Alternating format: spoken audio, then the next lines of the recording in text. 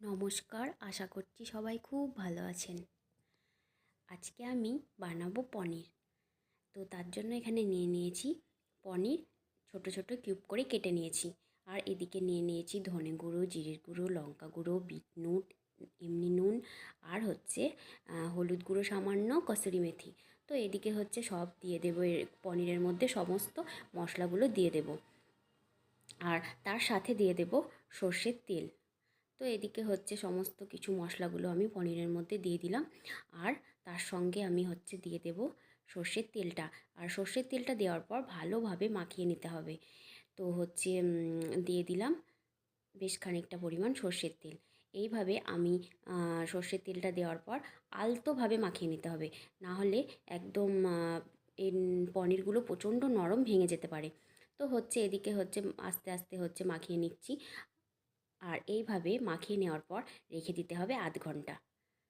তো আপনাদের হাতে যদি টাইম না থাকে 10-15 মিনিটও রেখে দিতে পারেন। তো এদিকে আমার মাখানো হয়ে গেছে, ঢাকা দিয়ে রেখে দেবো। আর এদিকে আমি বসিয়ে দিয়েছি কড়াই। তো আমার আধ ঘন্টা হয়ে গেছিলো। আমি কড়াইয়ের মধ্যে সমস্ত পনিরগুলো এইভাবে দিয়ে দিলাম। আর হচ্ছে এইভাবে দিয়ে ছড়িয়ে দিতে হবে। এতে কোনো কিন্তু এক্সট্রা তেল দিতে হবে না, এই তেলেই পনিরগুলো ভাজা হয়ে যাবে। তো হচ্ছে এদিকে আমি পনিরগুলো উল্টে পাল্টে ভেজে নিচ্ছি। রেডি হয়ে গেছে আমার পনিরগুলো ভাজা।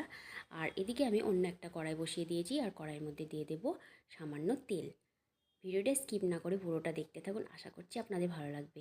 তেলের মধ্যে দিয়ে দেব 2 শুকনো লঙ্কা, সামান্য গোটা গরম মশলা, আর দিয়ে দেব একদম সামান্য গোটা জিরে। তো ফোড়নটা একটু ভাজা হয়ে যাবে।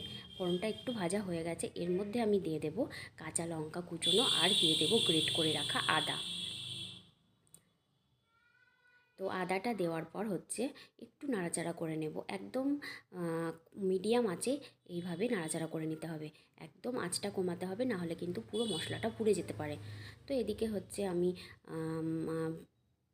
ভেজে এর মধ্যে আমি কাজু বাদাম আর চারমগজটা ভিজিয়ে রেখেছিলাম, সেটা বেটে নেব।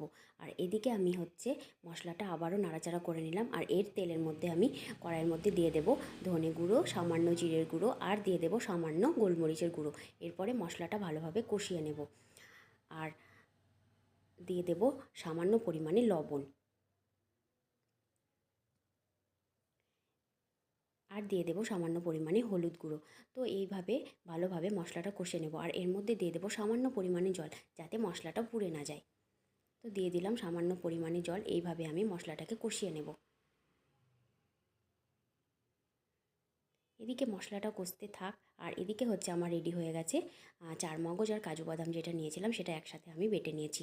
তো এবার হচ্ছে আমি চারমগজ আর হচ্ছে কাজু বাদামটা এদিকে হচ্ছে রেডি করে নিয়েছি। আর এর মধ্যে আমি মিশিয়ে দেব টক দই। তো এখানে হচ্ছে আমি হাফ কাপ মতো টক দই ফেটিয়ে নিয়ে এর মধ্যে একসাথে মিশিয়ে নেব। আর এইভাবে আপনারা বানাতে পারেন। আর হচ্ছে একসাথে হচ্ছে টক দই আর কাজু বাদাম আর হচ্ছে চারমগজটা ভালোভাবে মিশিয়ে নিতে পারে। এদিকে মশলাটাও ভালো মতো কষানো হয়ে গেছে।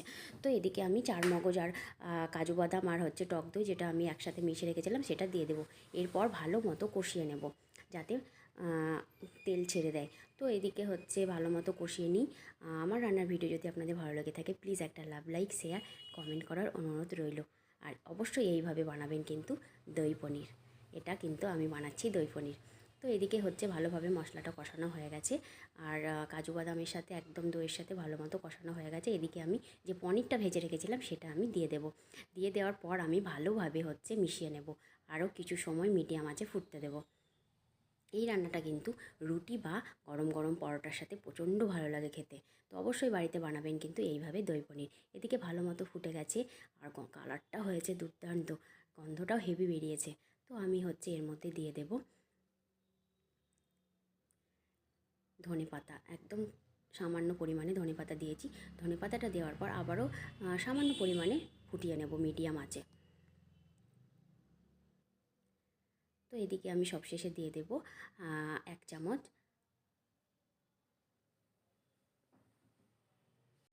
তো সবশেষে আমি গরম মশলার গুঁড়ো 1 চামচ দেওয়ার পর ভালোভাবে নাড়িয়ে নিলাম। এরপরে আমি গ্যাসের ফ্লেমটা অফ করে দেবো। রেডি হয়ে গেছে আমার দই পনির। অবশ্যই কিন্তু বাড়িতে বানিয়ে দেখবেন, আর প্রচণ্ড ভালো হয় খেতে।